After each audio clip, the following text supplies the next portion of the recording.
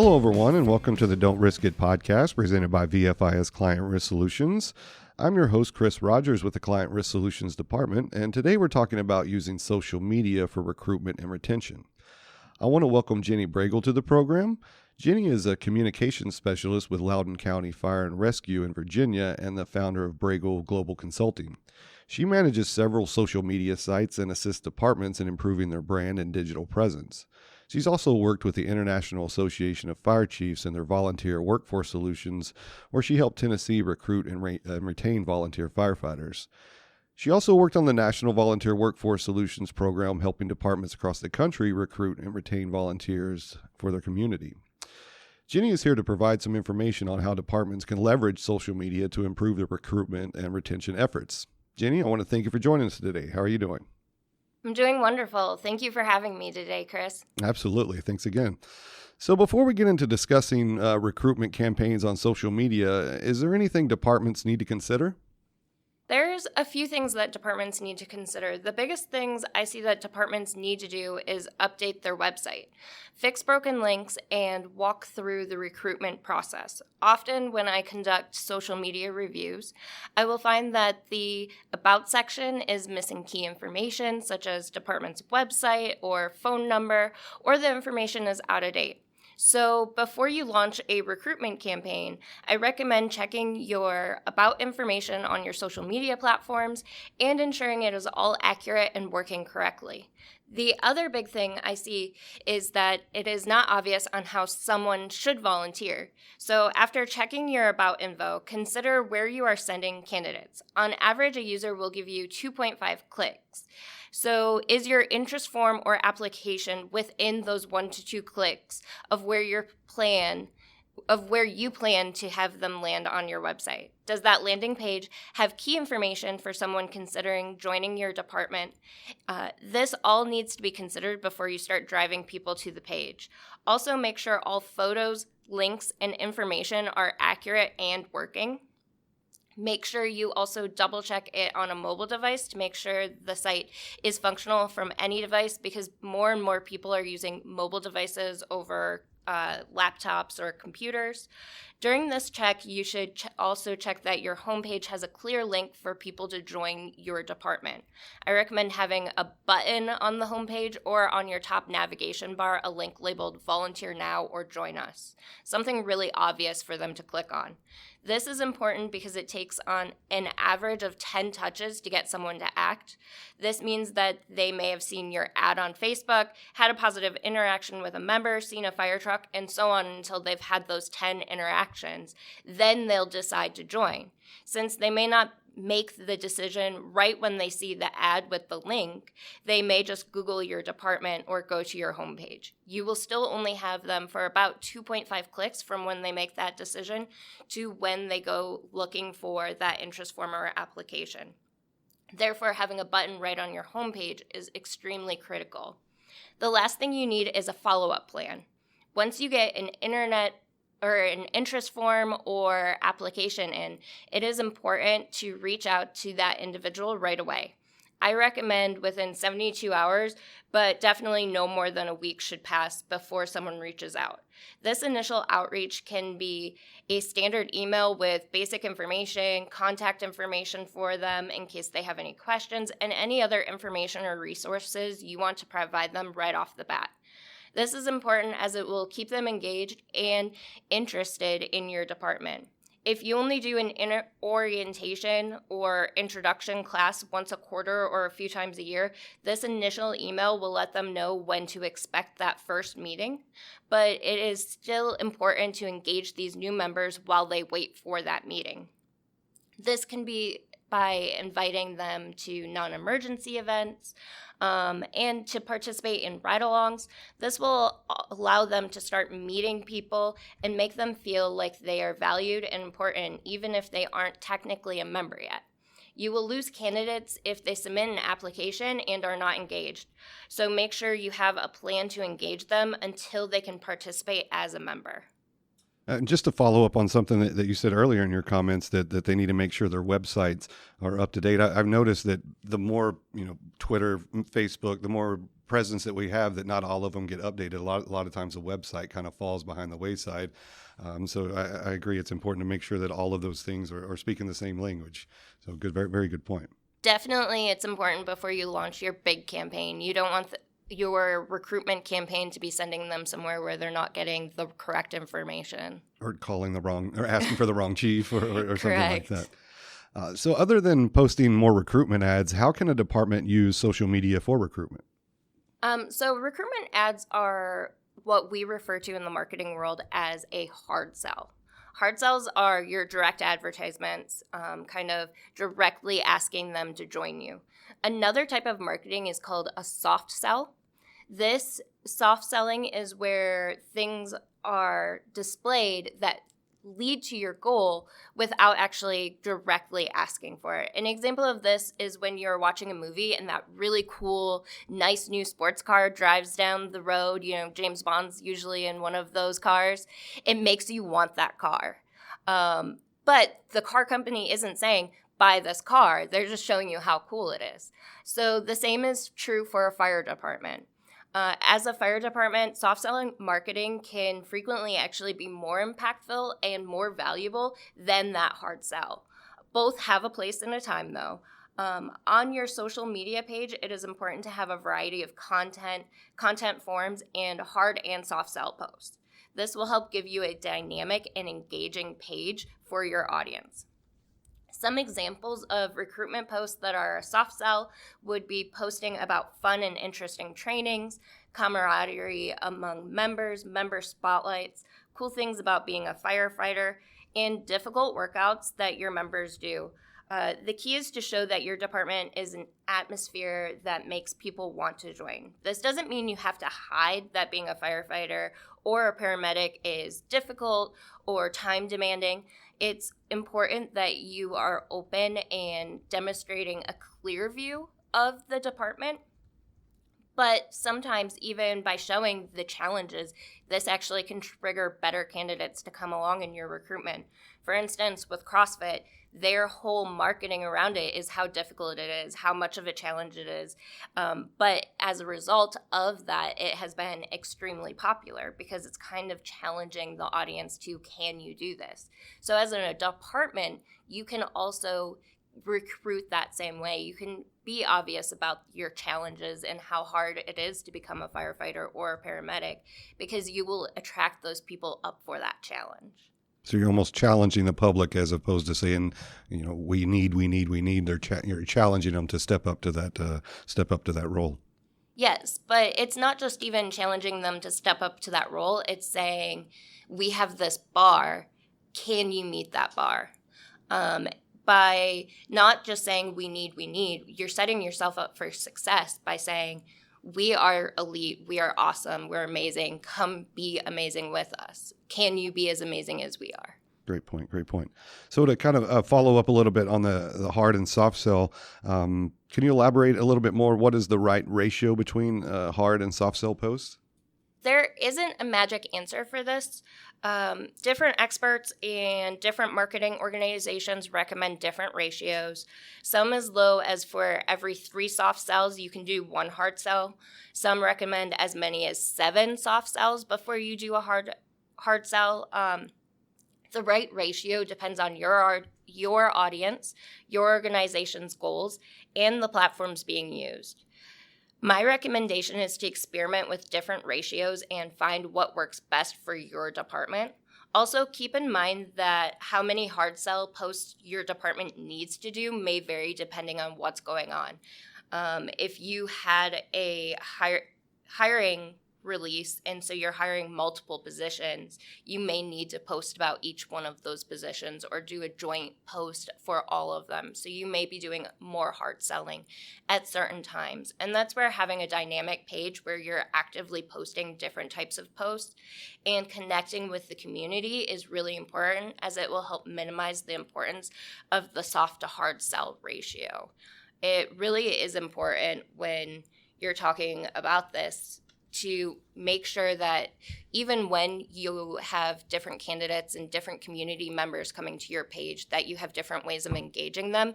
So that way, one week you might be doing more hard sells, but later in the week you might have more open houses, more of those soft sells about your department.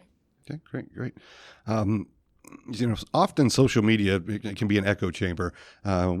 We're frequently followed by our members, but we need to recruit new people who are outside of that box. How does a department engage different groups or reach new people in their community using social media?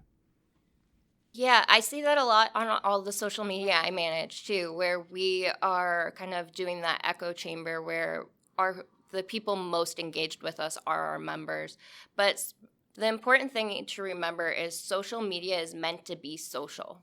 And to reach new groups or different types of people, your organization may need to team up with other local organizations.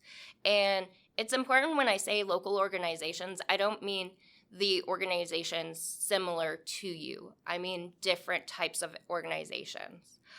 Some of these efforts could include having in-person meetings. For instance, with Loudoun County Fire and Rescue, one of the groups we are building relationships with is our Turkic community members. This initiative has involved in-person meetings and events with a local organization called the American Turkish Friendship Association. These in-person events have led to us being able to connect directly with the people, but this group of people is a group that we don't naturally have connections to through our department members. So working with this association has been huge to build those bridges. And what we do is after those in-person events, or sometimes even during, we take pictures and we do a post about the event.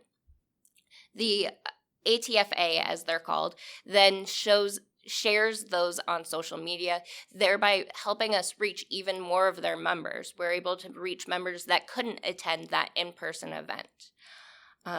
So this draws their members' attention to us and brings us new followers as well by them sharing our post. And then a lot of times they'll even do a separate post and we'll share their post. That interaction on social media is really important in bridging those gaps. Another thing we do when we have important messages that we want to reach new audiences or a variety of audiences, we rely on the connections we have made with organizations and throughout our entire community. Before or when we do the post, we will directly reach out to our friends, partners, members, other organizations, and contacts by email or phone and ask them to share a specific post to their membership. This helps us reach new people that we would have not reached without their help because these people don't follow us yet, but they're following these different organizations. So building those community bonds with different community organizations really can help you break through that echo chamber and reach different groups. While building connections and interacting with people and organizations via social media is the best way to reach new people and groups, another way you can reach other people is by posting content that connects better with the groups or people that you are trying to connect with. So instead of using an organization to push, changing the way you're communicating can help. This could be as simple as changing the language of an important post. So if you are trying to reach a specific group, you might change it into their native language instead of doing it in English. For instance, for us, we did a flyer inviting them to an event, and we did part of the flyer in English and part of it we translated into Turkish. For this, we used the association to help us. So having those ties can help you with those translations if you don't have a translation service through your organization. It is important even if you are changing the way you're communicating, so the language, you might be changing the people in a flyer or in an image, you might be changing the color scheme to better connect with a specific community or group. It's still very important that you keep your brand and your voice. That's your identity as your department. Never lose that in any of your recruitment efforts, in any of your communication outreach efforts. Make sure that even as you're making these tweaks to better reach out to the community, you still are staying true to your brand and your voice.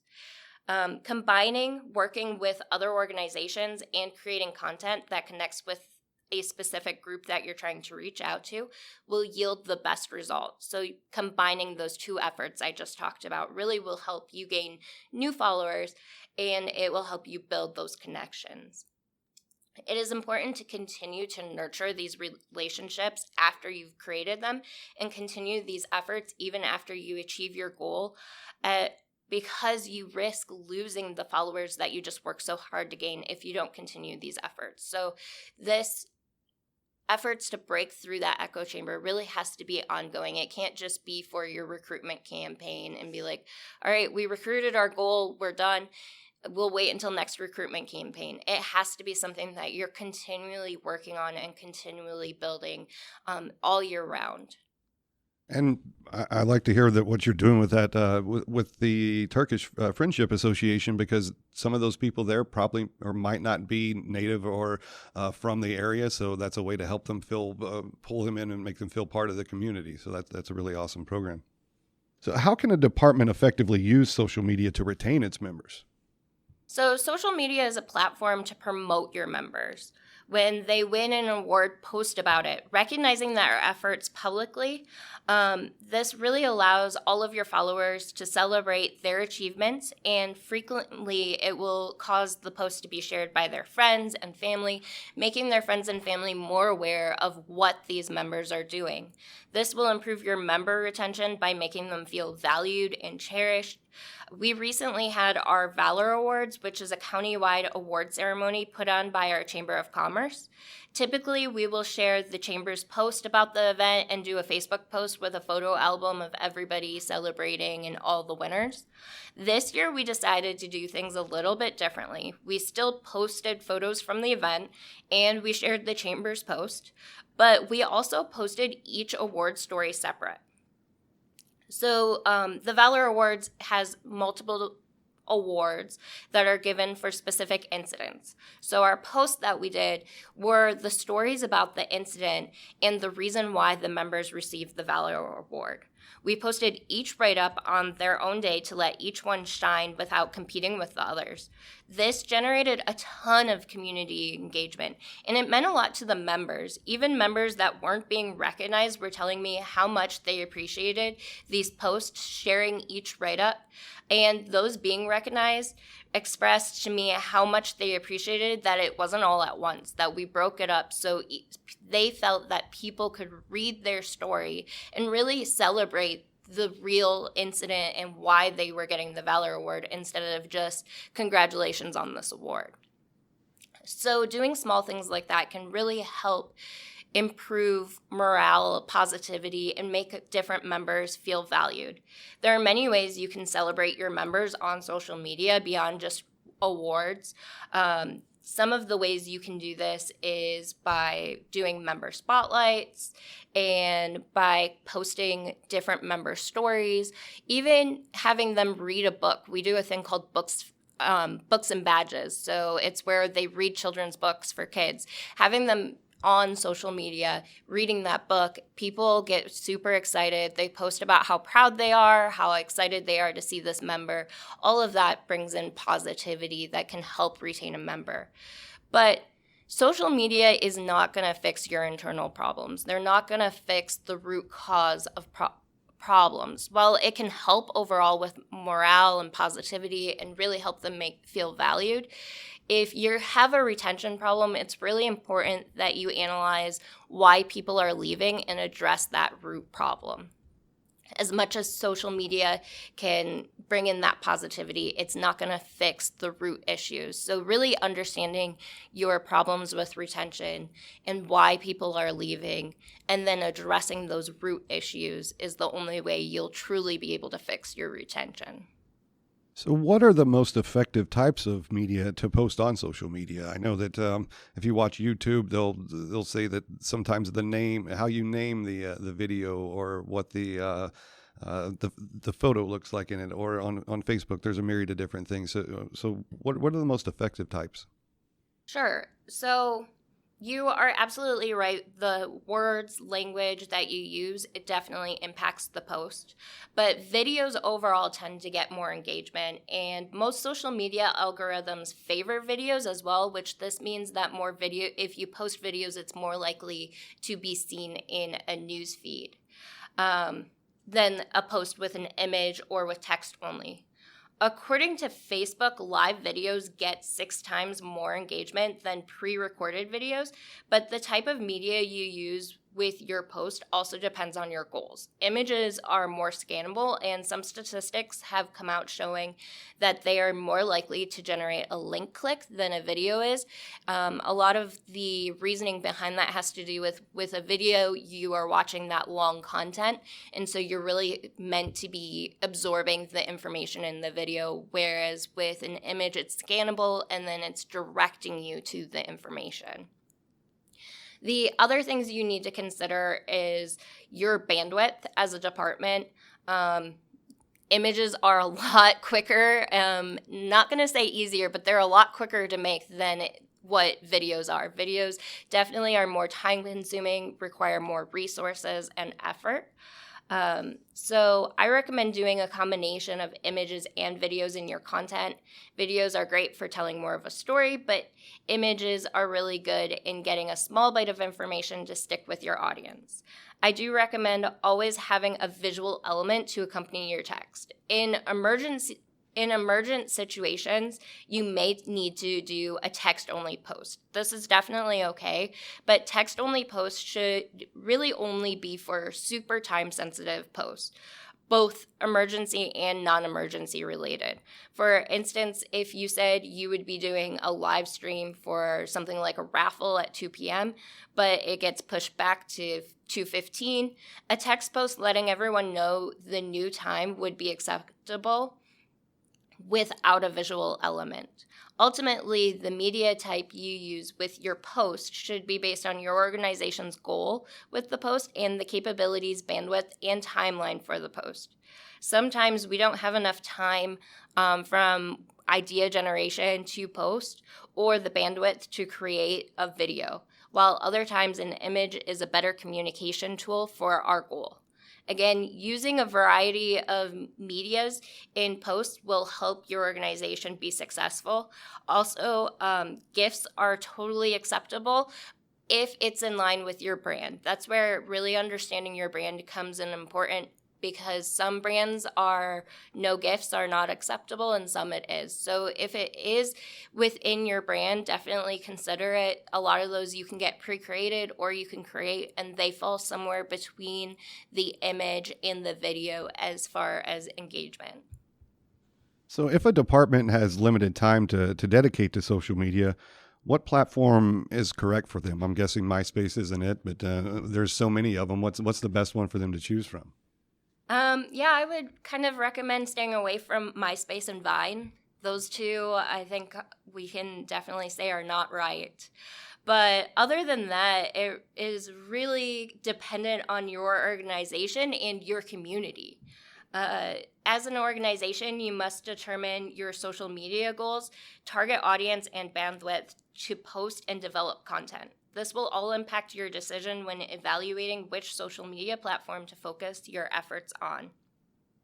I mentioned your social media goals first because if your goal is to get 100 people to fill out an interest form in the next 12 months, you may not need to launch a new platform to be successful.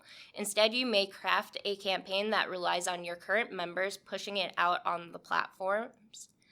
Or you could work with a local influencer or group to help you push out the campaign to their followers. Social media requires time, effort, dedication, and consistency. An organization does not get followers overnight, and the number of followers you have will impact your success. So if your goal requires you to be on a new platform, you may need to rely on your partners and members to help you, or you may even need to hire a local influencer to achieve your goal. Longer-term goals or strategic goals may justify launching a new department page to be successful. This is a strategic decision your organization needs to make. When it comes to post frequencies, some social media platforms like YouTube require a lot of time and effort to create the content, even if they don't require that you are posting daily. Other accounts may not require a lot of time and effort to create a post, but require that you post more frequently, like Twitter. Each platform also has different target audiences. For instance, Instagram is one of the most diverse platforms out there currently, while Facebook is one of the broadest reaching platforms across all groups. LinkedIn is a professional social media site and primarily attracts young professionals and professionals looking for professional development or new opportunities. Income, age, race, and many more factors of your audience play into what social media platform will be right for your department. If you aren't sure what social media platform your audience is on, please reach out to me through Responder Help's Ask a Specialist, and I can help you determine the correct platform for you based on your community. Well, Jenny, that was a lot of great information. I really enjoyed the conversation. Are there any other comments that you want to add to wrap it up? I would just like to remind everybody that social media is meant to be social. Work with your local partners and groups when it comes to promoting your messages, and don't forget to also share the relevant content to your audience.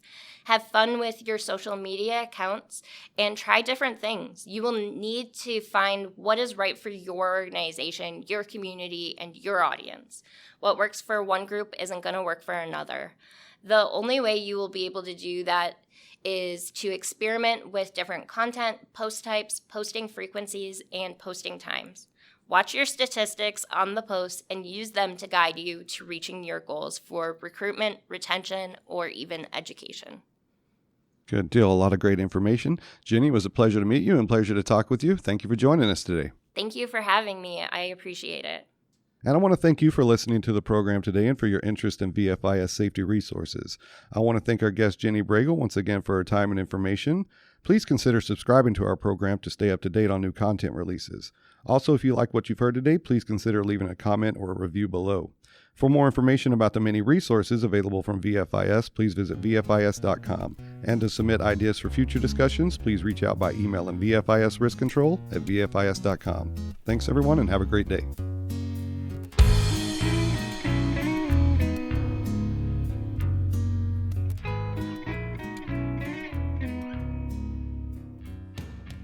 The views, information, or opinions expressed during this program are solely those of the individuals involved and do not necessarily represent those of Gladfelter Insurance Group, VFIS, and its employees.